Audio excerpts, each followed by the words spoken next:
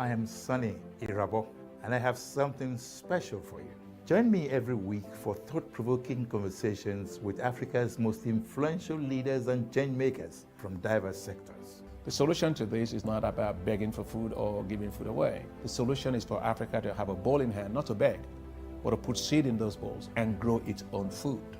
Together, we'll explore innovative solutions to the continent's most pressing challenges, from social commentary to politics, the economy, health, family, and lifestyle. We will connect the dots with exclusive interviews with those who are at the forefront of realizing the continent's potential. Expect fresh, interesting, and engaging interviews on the issues that not only matter to us, but that affect Africa and Africans. Sunny Irabo live on News Central.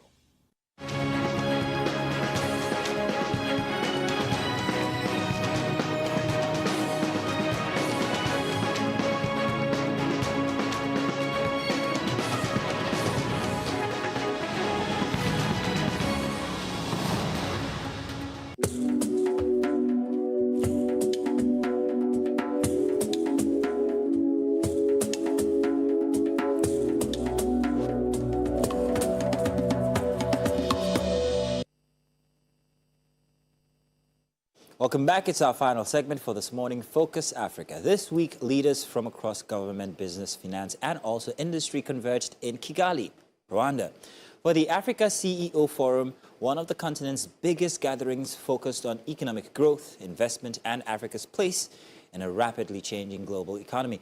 For trade partnerships to industrialization, energy technology, and also infrastructure, the forum has once again put Africa's economy forward. Future firmly in the spotlight.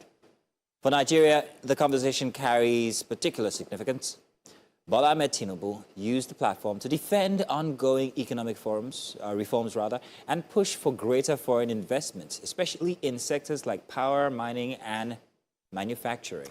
Now, the forum is also taking place at a it has taken place rather, at a time of a growing global uncertainty, rising debt pressure, shifting trade alliances, and competition of Africa's critical minerals, and a fresh debate around economic independence. Leaders across the continent are increasingly calling for Africa to move beyond exporting raw materials and minerals and instead focus on local production, value addition, and a stronger regional trade.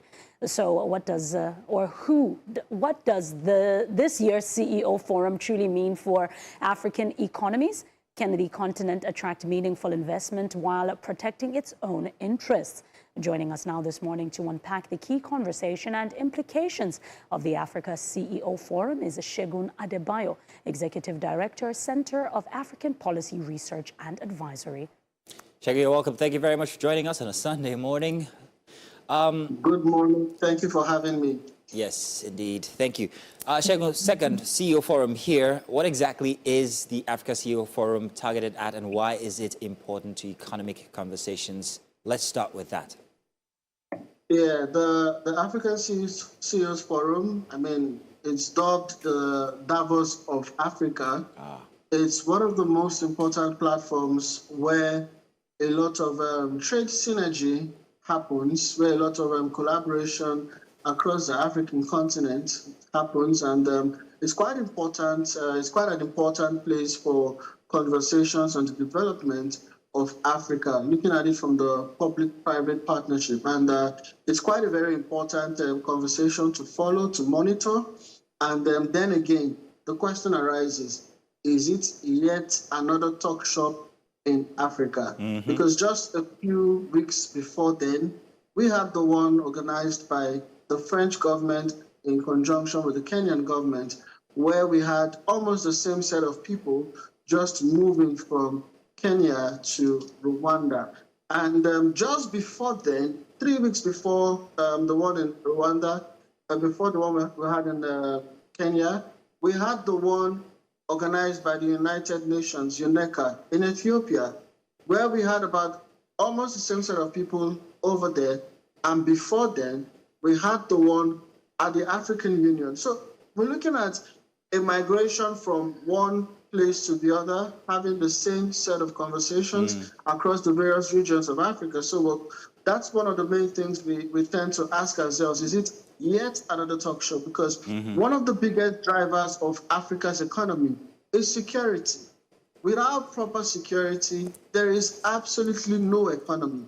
And all of these various conferences we've had, from the African Union to the UNECA, to the one in Morocco that I held in Tangiers, down to the one here now in the one in Nairobi, and now the one in Rwanda, almost all of them is failing to address the critical major contributor to the African economy, the area of insecurity, which unfortunately it affects almost every area of the continent. Now, this year's forum did focus heavily on trade, investment, and economic reliance and resilience. What would you say are the biggest takeaways? I mean, we've been having these conversations for quite some time now. Africa CEO Forum is not necessarily new, but what would you then say this specific one, you know, the takeaways of the conversations are in Kigali? I think that, first of all, it's helping to deepen the conversation on the AFCFTA, because, I mean, you're looking at the African Continental Free Trade Treaty. It's one of the biggest policy documents on trade in Africa. And everyone who is in business in Africa and wants to expand within the continent will be looking at that document, because it presents a framework for made in Africa products and goods and services to thrive. And it was one of the big conversations at this particular event. And having some of the top CEOs in Africa come together to sit down and look at Africa's economy. You can successfully look at the economy when you look at the AFCFTA, and a lot of networking, a lot of communication, and that is very important. This is a part of the conversation that I would really be excited about, for us to, you know, have many of the top players in Africa come together and begin, you know, synergizing to have trade and investment opportunities scaled across the continent. But then again, we begin to look at the familiar challenges to executing the AFCFTA and trade across Africa. Where you look at number one, you look at transportation and logistics. You're looking at communication. You're looking at air travels. You know, it's almost impossible to go on a direct flight to anywhere across the continent. You almost have to have stopovers. And the cost of moving across the continent, unfortunately, is almost more than the cost of traveling outside the continent. The cost of communication within the continent, and like Dangote even said recently, he said he needs 39 visas to move across Africa. And events like this begin to, you know, spotlight the issues that affect trade and investment across Africa. And that is one major one of them, where I was recently trying to get a visa to go to an African country. And, you know, when I was told how much it was going to cost me, I was surprised. More than the cost to get a US visa or a UK visa. And it's just, you know, a few countries away from you. So until these policies begin to, you know, reflect the need for proper synergy on trade, this event will just be yet another talk show. So yes, but one advantage is that it helps us spotlight the issues, helps us look at the issues more critically. And then as we begin to foster trade amongst ourselves, foster communication and engagement that would lead to better businesses. I mean, you have key players like the Afro-Exim Bank, the AFDB also being a part of these conversations, ready to finance trade across Africa. These are good opportunities, but like I said, there are underlying policies that may not allow the proper synergy. And I started by talking about the security. I talked about the communication, the transportation, the logistics, you know, and these are real issues that affect trade across Africa. Mr. Adebayo, you spoke so well there with that input there. Trade, goods and services across Africa is bedeviled, and the challenge is bedeviled by borders, security, disunity. But there are other things to also consider when it comes to the African system itself. And one of them is a bit political. And I'm talking about the sentiments across the different countries and how that affects trade and how that does not come up inside of conversations. Only just recently, we had issues between Nigeria and South Africa with the xenophobic attacks. Nigerians have to move back to Nigeria, and that affects their well-being, or rather their trading or whatever it is that they're doing in South Africa. Are these not considered important enough to have as conversations at these forums? Do you not think? Absolutely, absolutely. I must say that they are very important points to consider. I mean, Ghana recently offered reparation and recently extracted their citizens from South Africa. And you look at the South African xenophobia problem. I saw a video today, and it's now almost becoming an intertribal problem, even within South Africa, where you see people complaining that, I mean, why would someone from Gauteng be coming for business in Pretoria? And it's a very big problem. The tribal sentiments, you talked about the sentiments across the continent.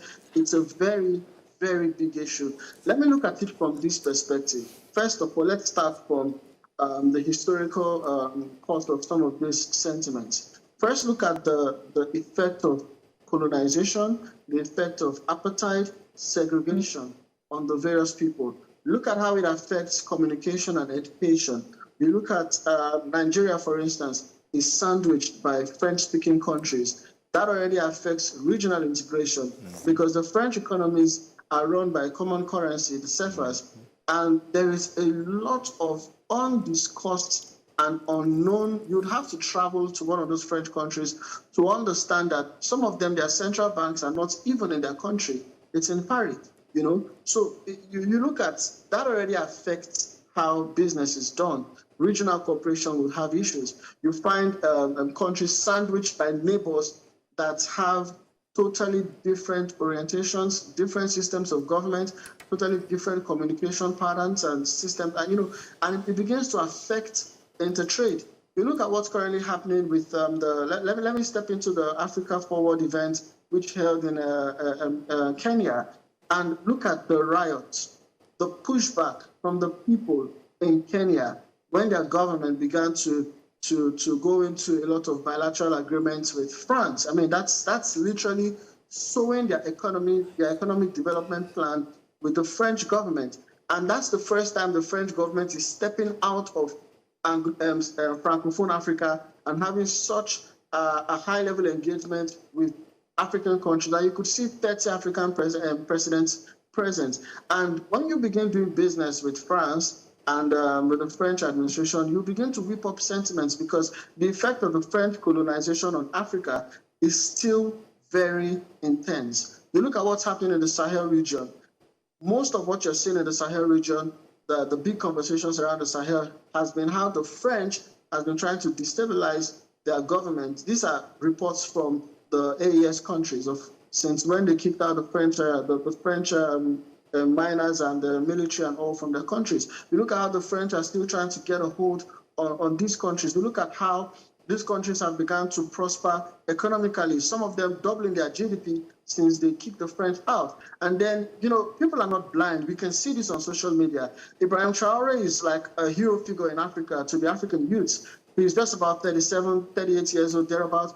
And you're seeing a lot of people vibe to his kind of leadership, even though he didn't come into democratic means. And you're seeing the same French government going to sign a lot of bilateral trade agreements with another French country, with several, about 30 other African presidents present. That definitely will affect, how business and trade is done in the continent. And of course, like you rightly said, the xenophobic attacks in Southern Africa, that's also a big conversation, and that's a challenge that if South Africa continues on that trajectory, they will definitely, begin to stir up other unsavory sentiments, policies. Yeah. Look at what Segun, if I may, our own Senator Oshomole is doing. Oshomole is trying to whip up sentiments against South Africa. And this can happen across and scale across the continent and affect trade and investment and business across the continent.